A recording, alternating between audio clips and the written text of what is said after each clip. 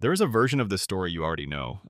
A boy from the Midwest doodles the mouse becomes a movie, the movie becomes a castle, and the castle becomes the single most valuable entertainment company that has ever existed on this planet. It is the American fairy tale told about the man who made fairy tales. Walt Disney, the gentle genius, the whistling optimist who believed hard enough and long enough that the magic simply appeared. That is the version printed on the tickets, painted on the murals, and repeated at every shareholder meeting for the better part of a century. And almost none of it is how it actually happened. The real story does not start with a mouse. It starts with a bankruptcy. It starts with a robbery that the victim never fully understood until it was far too late. And it starts with a piece of paper that a young man signed without reading, because he was too excited about the money to notice the sentence that would take everything away from him. If you want to understand how the Disney empire was actually built, you have to stop looking at the castle and start looking at the wreckage it was built on top of. Because the pleasant version leaves out the part that actually matters. It's the part where the whole thing died first. Let us go back to the beginning, before there was anything to lose. Walter Elias Disney was not born into money, and he was not born into art.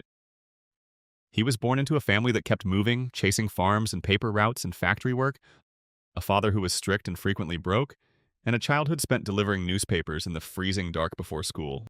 What he had was a hand that could draw and an unusual, almost stubborn refusal to picture himself doing anything else. That refusal is the single most important trait in this entire story, and you should hold on to it, because it is also the thing that nearly destroyed him more than once.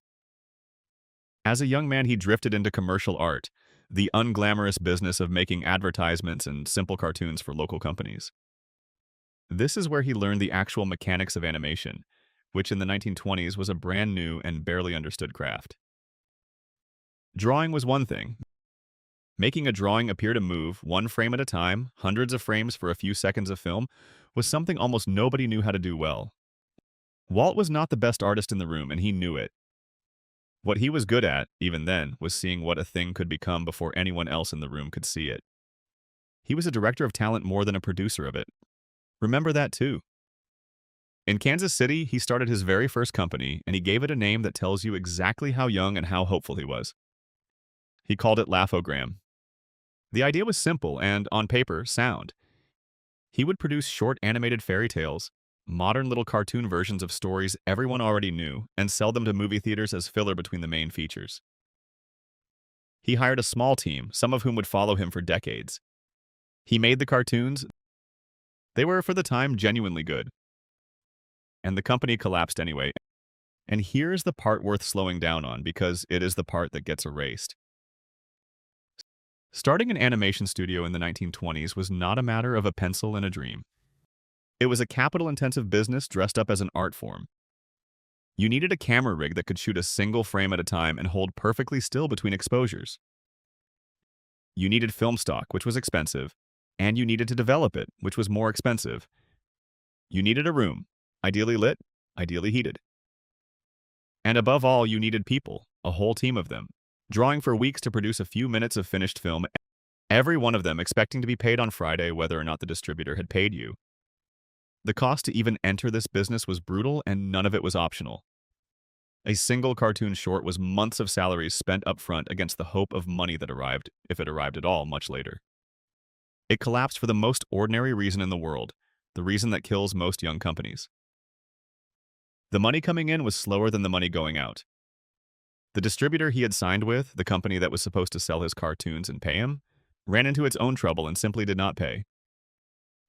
Walt kept producing, kept paying his artists as long as he could, kept believing the next check would arrive. It did not. He ended up living in his office. He could not afford rent anywhere else. There are accounts of him living on cold beans out of a can, taking baths once a week at a train station, unable to pay for a room.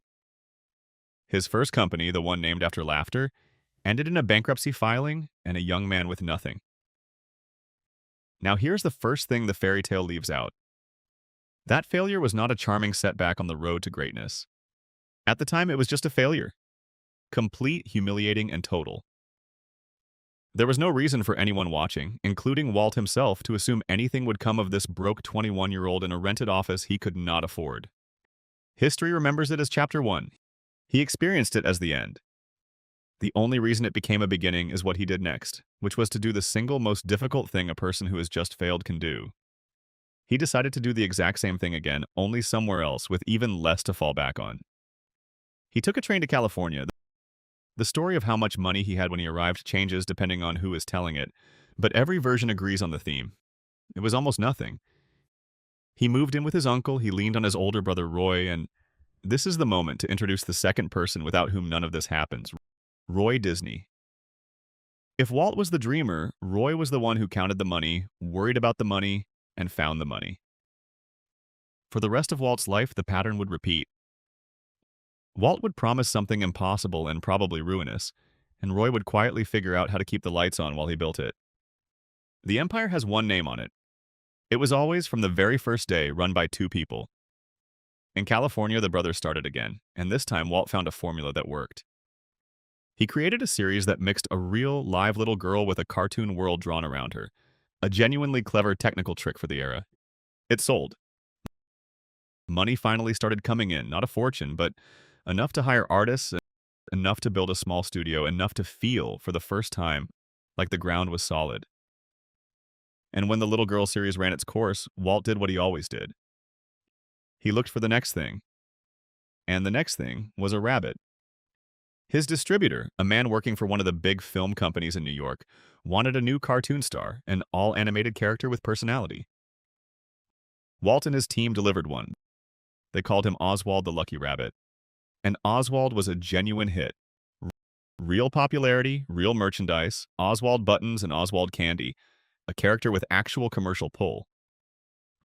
For the first time, Walt Disney had not just a working studio, but a genuine star, a piece of intellectual property that people loved and paid for. He thought he had finally made it. He was about to learn the most expensive lesson of his life.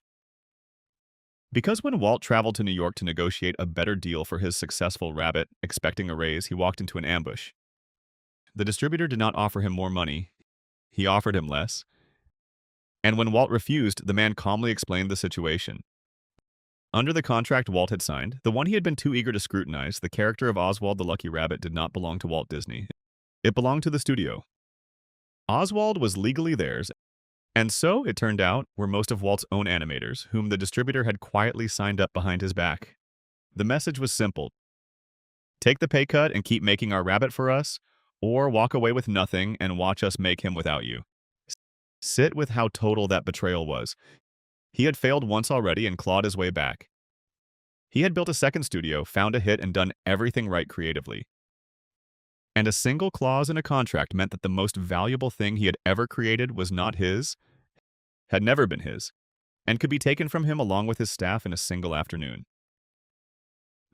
This is the robbery at the center of the Disney story. Not a mask and a getaway car.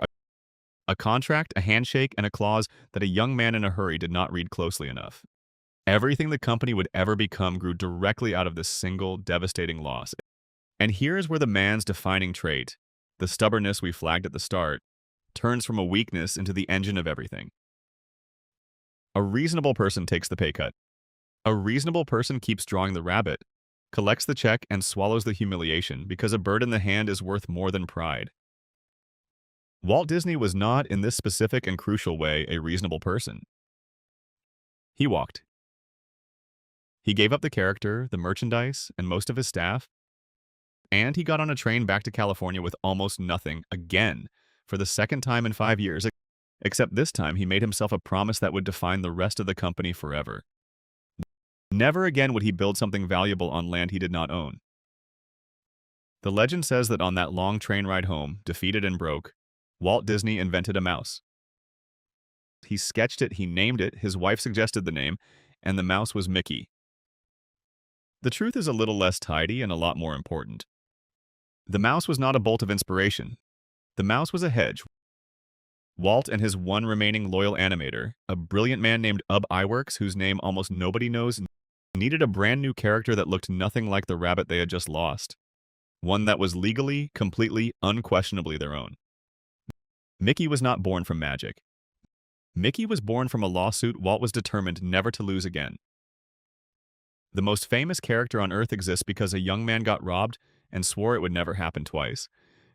It is worth pausing on Ubi Works for a moment because his story is the quiet tragedy running alongside Walt's triumph, and it tells you something about how this empire actually worked.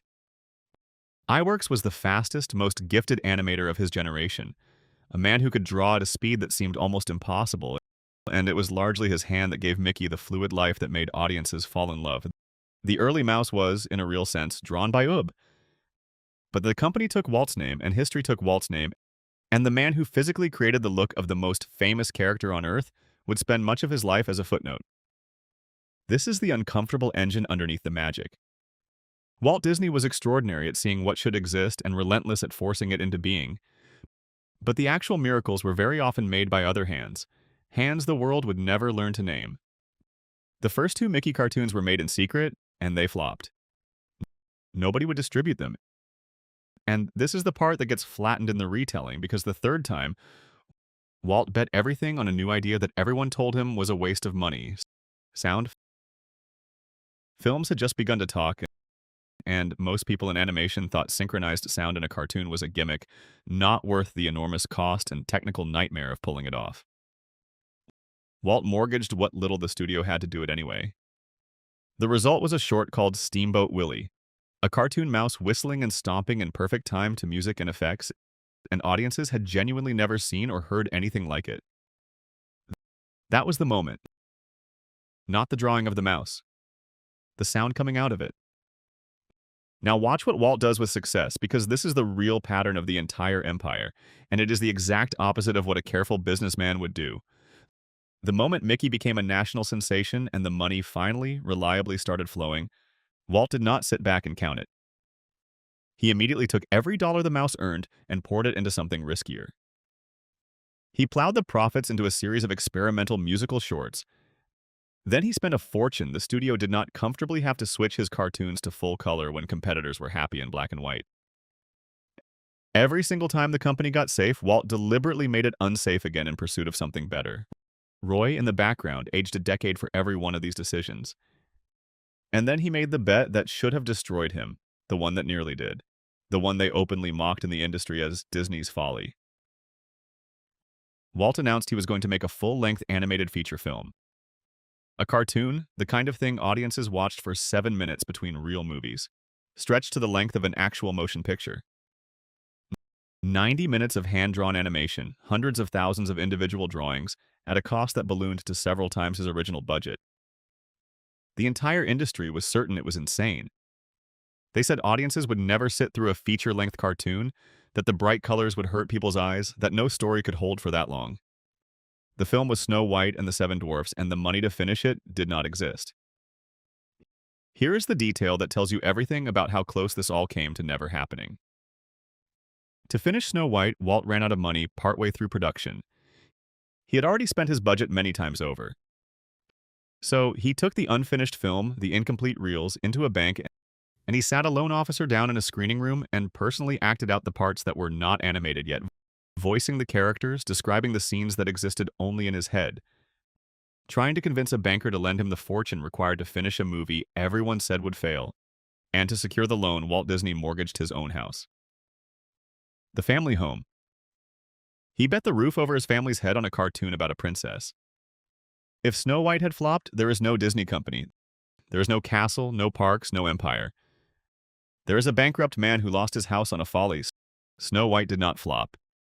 It became, at the time of its release, one of the highest-grossing films that had ever been made. A genuine cultural event, a technical and emotional achievement that stunned the same industry that had laughed at it.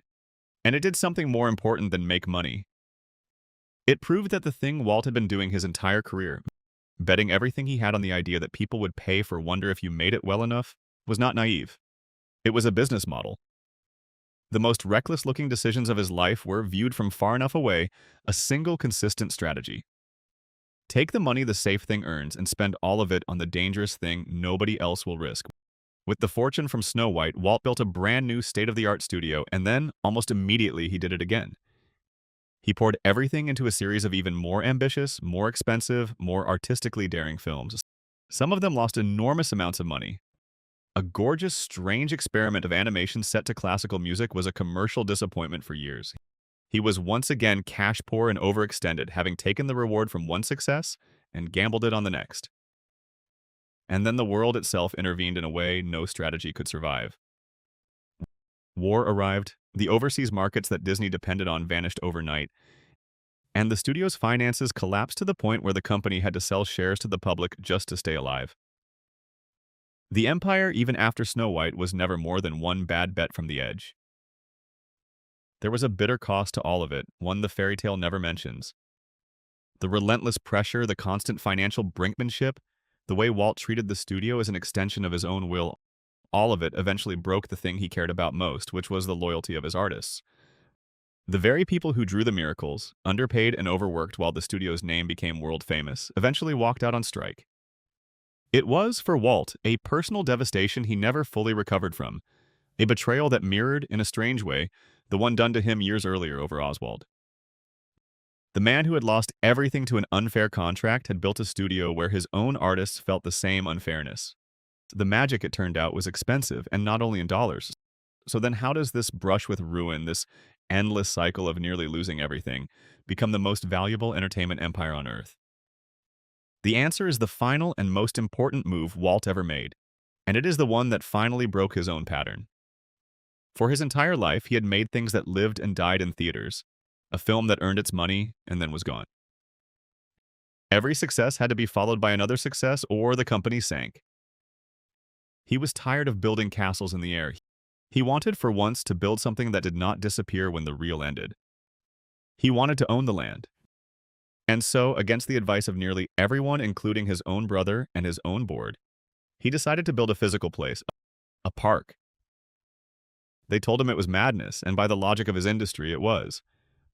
Amusement parks in that era were seen as dirty, cheap, declining businesses, and no film studio had any reason to sink a fortune into concrete and steel. Walt could not even get the company to fund it properly, so he raised money against his own life insurance and personal assets to get it started, betting the house one final time in the most literal sense. But he understood something none of the doubters did. A movie is watched once and released into the world where anyone can copy the idea. A place, a physical world you build and own and control, is something no competitor can take from you, no distributor can steal in a contract, and no audience ever really stops paying for. It was the exact opposite of the Oswald mistake, taken to its ultimate conclusion.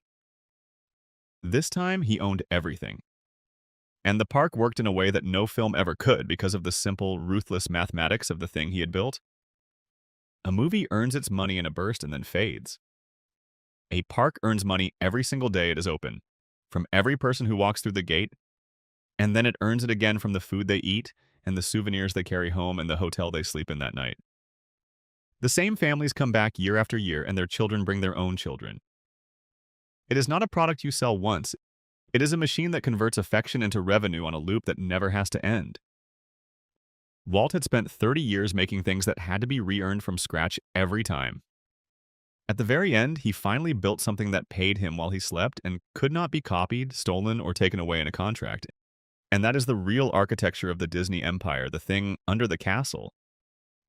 It was not built by a whistling optimist to whom good things simply happened. It was built by a man who failed completely, got robbed of his first real creation, and spent the rest of his life obsessively making sure it could never happen again. Every reckless bet, the sound, the color, the feature film, the park, was the same move repeated. Own the thing. Control the thing. Build on land no one can take from you. The mouse was a legal hedge. The castle was a fortress against ever being robbed again. The happiest place on earth was designed by a man haunted